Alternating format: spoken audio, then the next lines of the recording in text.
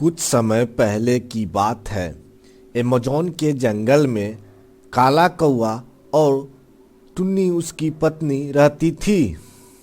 सुनिए जी, जंगल में सिर्फ एक ही फल का पेड़ बचा हुआ है। आप किसी तरह ऐसा कीजिए कि दूसरे पक्षी को उस पेड़ से फल खाने से रोकना होगा, नहीं तो हमारे खाने के लिए कुछ नहीं बचेगा। अगर दूसरे पंछी वह फल ना खाए तो ठंड के मौसम में बहुत आराम होगा। हमें उन पंछियों का कोई न कोई उपाय जरूर करना होगा। फिर कालू कौवा अपने घर से कुछ अनाज लेकर दूसरे पंछियों के पास जाता है। तोता तोता, आपको पता है क्या कालू कौवा?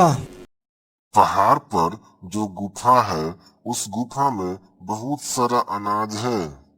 देखो देखो, मैं अभी अभी उस गुफा से अनाज लेकर आ रहा हूँ। कौवा भैया, यह सच है कि पहाड़ों पर जो गुफा है उस गुफा में बहुत सारा अनाज है? हाँ, आप अपने दोस्तों को लेकर जाओ और जाकर गुफा में से भोजन ले आओ। फिर तोता जल्दी से कबूतर और बुलबुल के पास जाता है। कबूतर और बुलबुल, आपको पता है? क्यों तोता? मुझे कालू कौवा ने बताया है कि पहाड़ों पर जो गुफा है उस गुफा में बहुत सारा भोजन है। कालू कौवा ने बहुत सारा अनाज वहाँ से लेकर आया है। चलो, हम सब आज ही उस गुफा से भोजन लेकर आएंगे। चलो दोस्तों, जल्दी चलो, मुझे बहुत भूख लगी हुई है। मैं कल से भूखा हूँ। टुन्नी, जल्दी आओ मेरे साथ। मैंने उन पंछियों का खत्म करने का उपाय निकाल लिया है।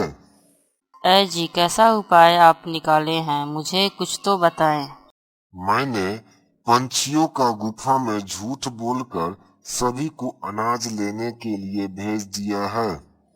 जैसे ही वे सारे पंछी गुफा में जाएंगे तो हम गुफा का दरवाजा बाहर से बंद कर देंगे और वे सब गुफा में कैद हो जाएंगे।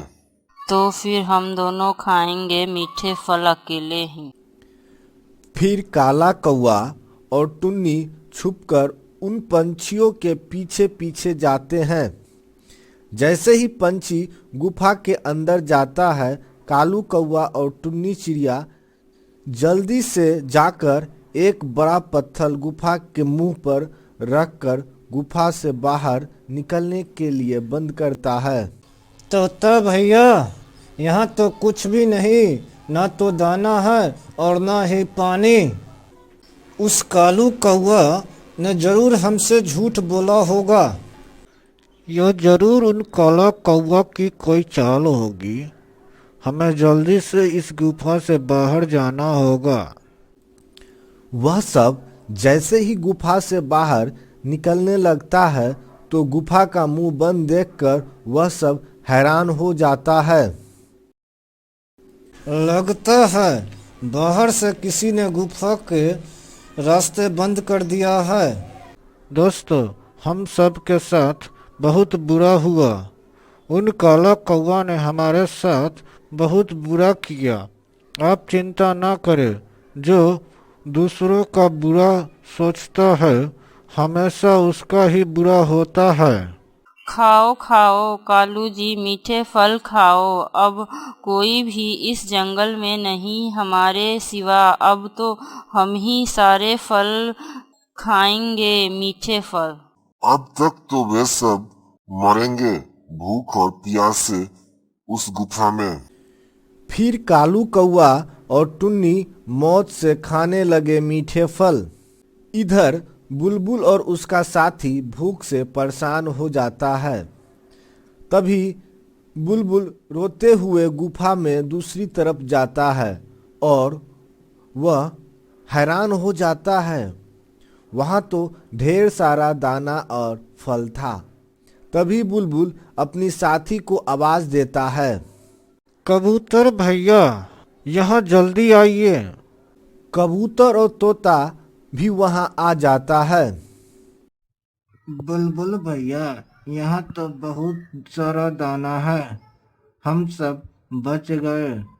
हम ये सारे दाने खाएंगे और इस मटका से पानी पिएंगे।